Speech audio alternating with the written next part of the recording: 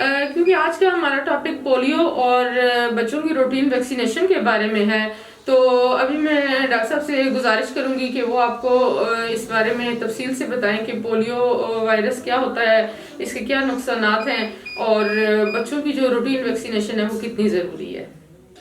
औज़ुबिल्लाहिमिनश्शैतानिर्रजीम बिस्मिल्लाहिर्रहमानिर्रहीम अल्लाहुम्मा सल्लि अला मुहम्मद व अला आलि मुहम्मद व बारिक वसल्लम। आज का हमारा टॉपिक है पोलियो जिससे पोलियो मोलाइटिस भी कहते हैं। ये एक माजूर कर देने वाली और लाइफ को ख़तरे में डालने वाली बीमारी है जो पोलियो वायरस की वजह से होती है। ये वायरस एक शख्स से दूसरे शख्स में फैलता है और इंसान की स्पाइनल कॉर्ड जो उस पर असरअंदाज होता है और ये माजूर फालिज की वजह बनता है। WHO की मुताबिक 5 साल से कम उम्र बच्चों को मुतासर करता है। 200 में से एक इन्फेक्शन नाकाबिल वापसी फालिज का बायस बनता है। इसमें 5 से 10% के जो बच्चे हैं वो इस बीमारी से मर जाते हैं और उनके जो सांस लेने वाले पट्टे हैं वो डेड हो जाते हैं। इसमें बुखार, सर दर्द के गर्दन में दर्द और जिस्म में दर्द शामिल है।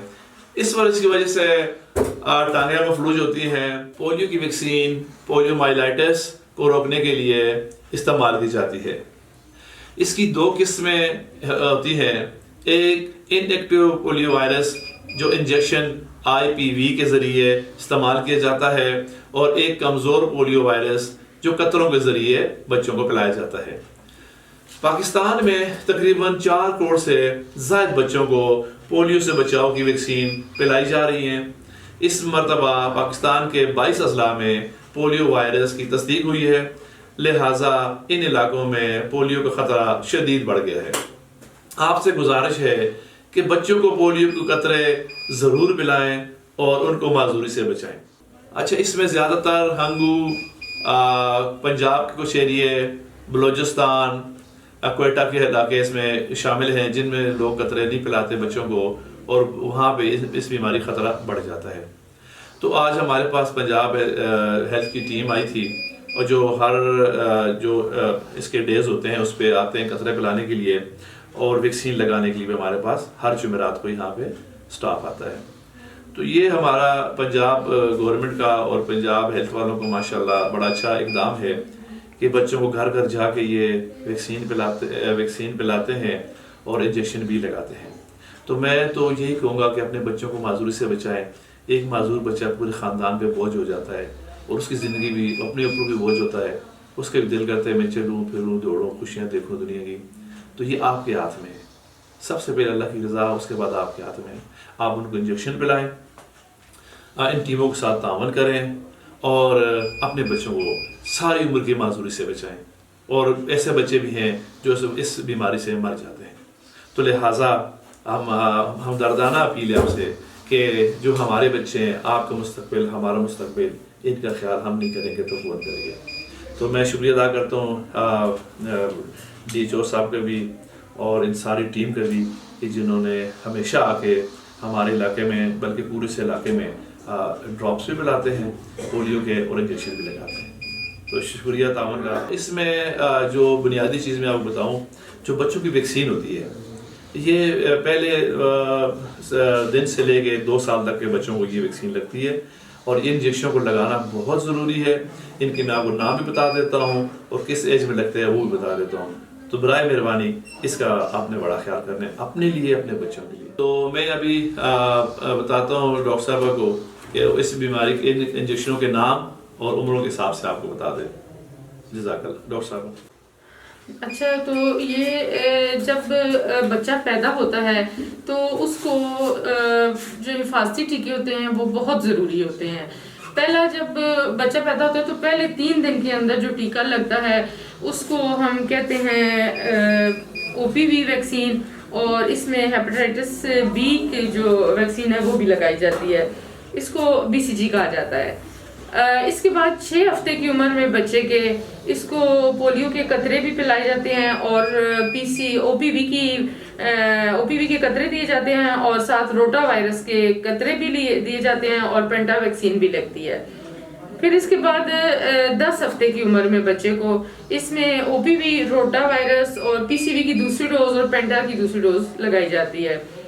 14 हफ्ते की उम्र में बच्चे को पोलियो के कतरे दिए जाते हैं और आईपीवी, पीसीवी और पेंटा की तीसरी डोज लगाई जाती है।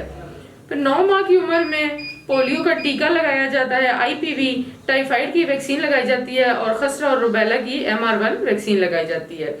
इसके बाद 15 माह की उम्र में बच्चे को खसरा और रुबेला यानी MR2 लगाई जाती है वैक्सीन।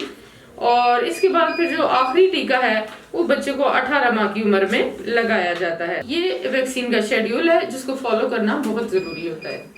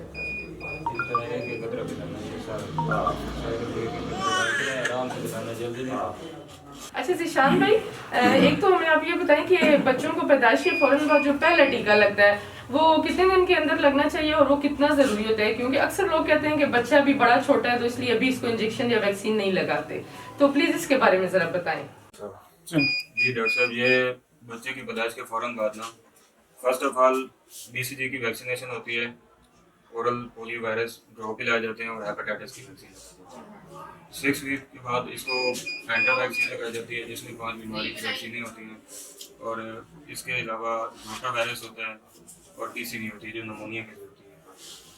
फिर 6 हफ्ते बाद लगाई जाती है, फिर 10 हफ्ते बाद लगाई जाती है, यही दोबारा रूटीन होती है। फिर 14 हफ्ते बाद वैक्सीन यही शेड्यूल वाइज लगाई जाती है और इसमें IPV जो है ना शामिल की जाती है यानी पोलियो की इंजेक्टेबल फॉर्म।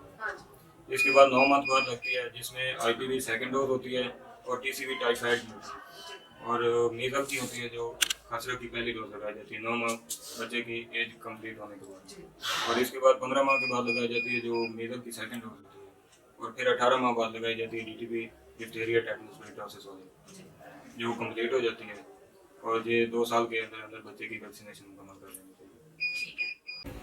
मैं एज इंचार्ज मवेशी डिस्ट्रिक्ट हेल्थ पार्टी की तरफ से डॉक्टर साहब और का बहुत ही मशहूर जो हमें इधर स्पॉट सेंटर बनाने की इजाज़त दी गई है और जहाँ पे हम अच्छी तरीके से अपनी पोलियो कंप्लेन कर सकते हैं, चाहे वो CR हमारे केस रिस्पॉन्स हो, SNID हो, NID हो, जितनी भी हमारी कंप्लेंट्स पोलियो में होती हैं 1 ईयर्स में, उसके लिए हमें ये स्पॉट सेंटर मुहैया किया गया और इनका बहुत तहे दिल से हम शुक्रगुजार हैं जो हमें इस पर काम करने के लिए।